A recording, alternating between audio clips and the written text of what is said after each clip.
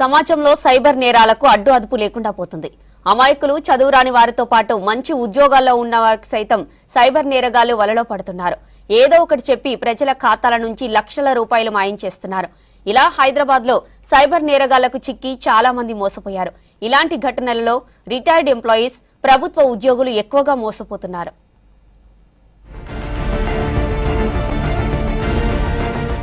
రోజుకో రకం సైబర్ మోసాలు వెలుగు చూస్తున్నాయి. ఈజీగా డబ్బు సంపాదించేందుకు మోసాల బాట పట్టారు కేటుగాళ్లు. మాయ మాటలతో అమాయకులను నమ్మించి అందిన కాడికి దోచుకుంటున్నారు. గిఫ్ట్లు, కేవైసీ అప్డేట్, క్యాష్ బ్యాక్ ఆఫర్లు, OLX, లాటరీల పేరుతో చీట్ చేస్తున్నారు. ఎక్కువగా మహిళలు, వృద్ధులనే టార్గెట్ చేస్తూ నేరాలకు పాల్పడుతున్నారు.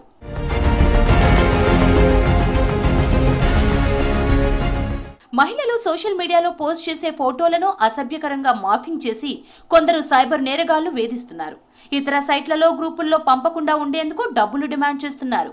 కొందరు కేటుగాళ్లైతే డేటింగ్ సైట్లలో అమ్మాయిల ఫోటోలు, ఫోన్ నెంబర్స్, ఇతర వివరాలు పెట్టి మహిళలను మానసికంగా ఇబ్బందులకు గురి చేస్తున్నారు.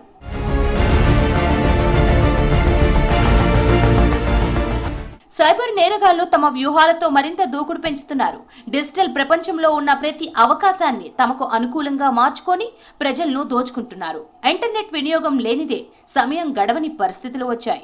జనాలు తమ అవసరాల కోసం ఇంటర్నెట్ సెర్చ్ ఇంజిన్ అయిన గూగుల్ పైనే ఎక్కువగా ఆధారపడుతున్నారు.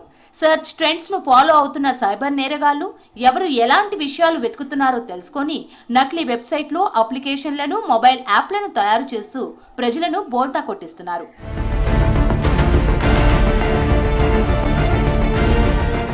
ఆన్లైన్లో సెర్చ్ చేసేటప్పుడు జాగ్రత్తలు తీసుకోవాలని సైబర్ నిపుణులు సూచిస్తున్నారు. సైబర్ మోసం బారిన పడితే వెంటనే 1930 నెంబర్కు ఫిర్యాదు చేయాలని సూచిస్తున్నారు పోలీసులు.